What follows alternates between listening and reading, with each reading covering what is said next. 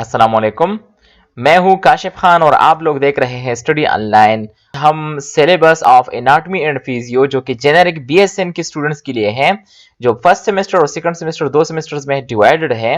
मतलब टोटल जो हमारे साथ बॉडी सिस्टम्स है वो हमारे साथ टोटल 11 है और कुछ सिस्टम हम फर्स्ट सेमेस्टर में पढ़ेंगे और कुछ सिस्टम हम सेकंड सेमेस्टर में पढ़ेंगे।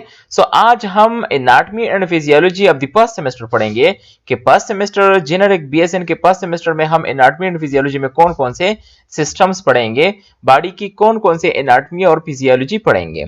सो अगर अभी तक आप लोगों ने हमारे चैनल स्टडी ऑनलाइन को सब्सक्राइब नहीं किया है तो जल्द से जल्द सब्सक्राइब करें ताकि हमारे नए नए अपडेट्स आप लोगों तक आते रहें। अच्छा जी, हमारे साथ एनाटॉमी एंड फिजियोलॉजी का जो ये कोर्स है हमारे साथ टोटल 3 क्रेडिट आवर्स पर मुश्तमिल है। मतलब अगर हम वीक में ऐसे 3 आवर्स दे दें तो ये हमारे साथ पूरे सेमेस्टर लेवल में ये कवर हो सकता है। कोर्स का जो डिस्क्रिप्शन है वो कुछ यूं है: this course introduces learners to the structure and functions of the human body as the word anatomy is related to the structure and physiology is related to function। so इस course में हम body की जो anatomy है और जो physiology है, जो स्ट्रक्चर है और जो फंक्शन है वो हम पढ़ेंगे। पहले हम स्ट्रक्चर के बारे में पढ़ेंगे और फिर उस स्ट्रक्चर का फंक्शन क्या है उसके बारे में हम पढ़ेंगे। Knowledge of anatomy and physiology will provide a better understanding and integration to theoretical and clinical practices in nursing care situation. और ये जो एनाटॉमी और फिजियोलॉजी है ये एक नर्स के लिए काफी इंपॉर्टेंस रखती है, क्योंकि एनाटॉमी एंड फिजियो ही आपको एक पेशेंट की सिचुएशन के बारे में काफी ज्यादा नॉलेज देता है कि आप किस जगह को डील कर रहे हो और वहां पर अगर आपके साथ डिजीज काज होगी तो आपके साथ फिजियोलॉजी में क्या क्या चेंजेस आएंगे और इस फिजियोलॉजी को फिर आप बेहतर तरीके से किस तरह ट्रीट करोगे। सो ये आपके साथ एनाटॉमी एंड फिजियो ही आपको बताता है। इसी तरह हमारे साथ एनाटॉमी की भी बहुत ज्यादा इंपॉर्टेंस है और फिजियोलॉजी की बहुत ज्यादा इंपॉर्टेंस है एक नर्स के लिए। कोर्स के ऑब्जेक्टिव्स हमारे साथ कुछ यू होंगे: on the completion of this course the learners will be able to describe the structure and function of various systems of the human body. ये कोर्स पढ़ने के बाद हमारे साथ जो 11 बॉडी सिस्टम्स है उनका स्ट्रक्चर और उनके फंक्शंस आपको पता हो जाएंगे। Discuss the role of homeostasis and maintaining normal body functioning.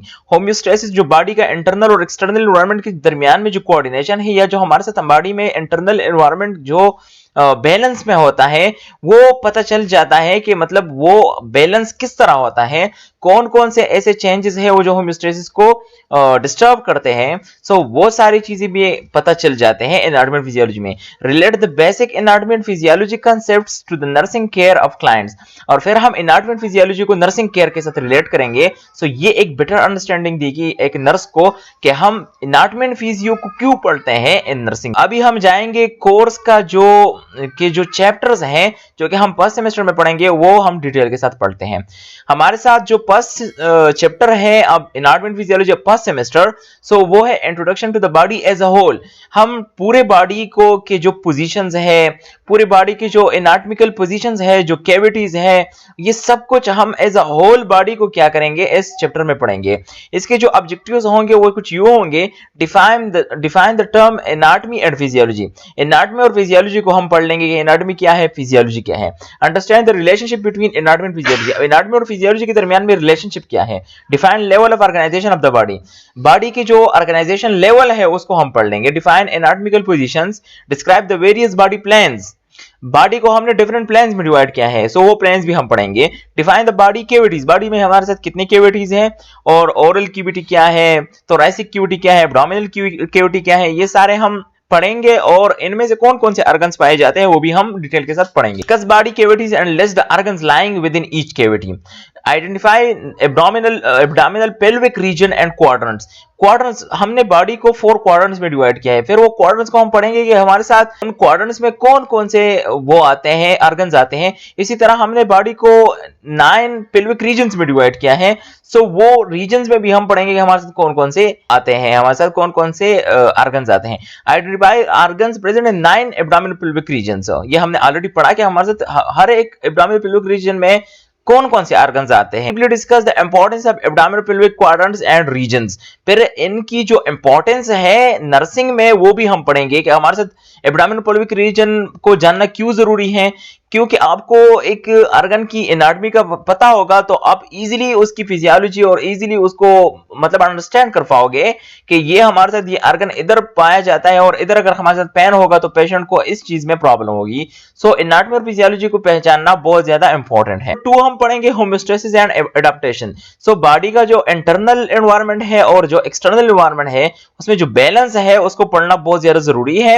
इस यूनिट के जो ऑब्जेक्टिव्स होंगे, define the term homeostasis and discuss the factors which effect homeostasis. Homeostasis को कौन कौन से फैक्टर्स इफेक्ट करते हैं वो आपको पता होना चाहिए। Define feedback mechanism and it's component.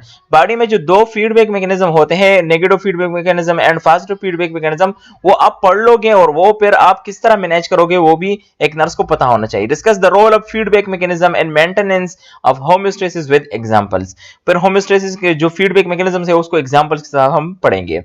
Unit जो 3rd नंबर जो यूनिट है उसमें हम सेल, टिश्यूज एंड मेम्ब्रेन्स के बारे में पढ़ेंगे। इसके ऑब्जेक्टिव्स कुछ यू होंगे। Describe the structure and function of a cell, cell की स्ट्रक्चर और function. Discuss the process of cell division, mitosis and meiosis. जो माइटोसिस और मियोसिस जिसके जरिए हमारे सेल डिवीजन होती है वो हम प्रॉपर्ली पढ़ेंगे। Briefly discuss the importance of mitosis and meiosis. Classify the tissues of the body on the basis of structure, location and function into the following 4 major types: epithelial tissue, connective tissue, muscular tissue and nervous tissue। इन सारे tissues को हम detail के साथ पढ़ेंगे। Unit number 4 जो है वो हमारे साथ है स्केलेटल सिस्टम। स्केलेटल सिस्टम क्या है और स्केलेटल सिस्टम की पूरी एनाटॉमी हम पढ़ेंगे और उसकी फिजियोलॉजी भी हम पढ़ेंगे। ऑब्जेक्टिव्स कुछ यू होंगे। Define skeletal system, discuss the structure, types and function of bones. सारे बोन्स पढ़ेंगे और बोन्स की स्ट्रक्चर क्या है और फंक्शन क्या है वो भी हम पढ़ेंगे। List the function of the skeletal system. Identify the bones of axial and appendicular skeleton. Axial, हमने स्केलेटन को 2 टाइप्स में डिवाइड किया है, एक एक्सियल है और एक हमारा एपेंडिकुलर स्केलेटन है। सो उनको भी हम डिटेल के साथ पढ़ेंगे। Describe the various markings on the surface of bones. Describe the bones of skull, vertebral column, the rib cage or chest, pectoral girdle and upper extremity, pelvic girdle and lower extremity। इस सारे bones को हम detail के साथ पढ़ेंगे। Briefly discuss the difference between male and female pelvis। Male और female pelvis में जो डिफरेंशिएशंस है वो भी हम डिटेल के साथ पढ़ेंगे। यूनिट नंबर 5 हमारे साथ जो है वो जायंट्स के बारे में है। डिफाइन द टर्म जायंट, इसमें हम जायंट के बारे में पढ़ेंगे। List 3 types of joint, fibrous, cartilaginous और साइनोवियल जायंट के बारे में हम पढ़ेंगे। Describe the common characteristic features of a synovial joint. Synovial joint है क्या और इसकी कॉमन कैरेक्टरिस्टिक्स क्या है। List the types of synovial joint. Synovial joint की जो टाइप्स है वो भी हम डिटेल के साथ पढ़ेंगे। Discuss the types of movements possible at synovial giants. और साइनोवियल जायंट में जो हमारे साथ जो मूवमेंट्स होते हैं वो भी हम पढ़ेंगे। यूनिट नंबर 6 जो है वो हमारे साथ है द मस्कुलर सिस्टम। और मस्कुलर सिस्टम को हम मसल्स के साथ, मसल को डिटेल में पढ़ेंगे। Define the following terms: fascia, epimysium, perimysium, endomysium, tendons and aponeurosis. ये सारे टर्म्स हम डिटेल के साथ पढ़ेंगे। Describe the location and function of the major muscles of the neck, face, the back, the arms, the legs. इन सारे muscles के बारे में हम डिटेल के साथ पढ़ेंगे। 7 नंबर यूनिट जो है वो हमारे साथ है द इंटेगुमेंटरी सिस्टम। जो इंटेगुमेंटरी सिस्टम है जिसमें स्किन, नेल्स और हेयर आते हैं हमारे साथ, उनको भी हम डिटेल के साथ पढ़ेंगे। यूनिट के ऑब्जेक्टिव्स हमारे साथ कुछ यूं होंगे। Describe the structure of the 2 layers of the skin, epidermis and dermis. Briefly discuss the structure and function of skin derivatives, sweat glands, sebaceous gland, hair, nails। ये जो glands हैं इनको भी हम डिटेल के साथ पढ़ेंगे। हेयर के बारे में पढ़ेंगे और नेल्स के बारे में पढ़ेंगे। इसकी एनाटॉमी और फिजियोलॉजी के बारे में हम पढ़ेंगे कि ये हमारे किस चीज से बने होते हैं और इसका फंक्शन क्या है। Discuss the following function of skin: protection, regulation of body temperature, sensation, absorption, excretion. ये हमारे साथ स्किन के फंक्शंस है, लेकिन ये किस तरह ये फंक्शन परफॉर्म करते हैं उसको भी हम डिटेल के साथ पढ़ेंगे। यूनिट नंबर 8 जो हमारे साथ है वो है the cardiovascular system. Cardiovascular system हमारे साथ कौन कौन से आर्गन पर मुश्तमिल होता है और इसकी फंक्शन क्या है, ईबीओ ब्लड ग्रुप क्या है, ये हम सारी चीजें इसमें डिटेल में पढ़ेंगे। इसके ऑब्जेक्टिव्स हमारे साथ कुछ यूं हैं। Define blood and list it's functions. Describe the composition, sites of production and functions of cellular parts of blood and plasma. Briefly explain the ABO blood group system and RH factor. Explain the structure and function of arteries, veins and capillaries। जो 3 हमारे जो vessels हैं उसको भी हम detail के साथ पढ़ेंगे। Describe the location, structure and function of the heart and its great vessels, blood vessels।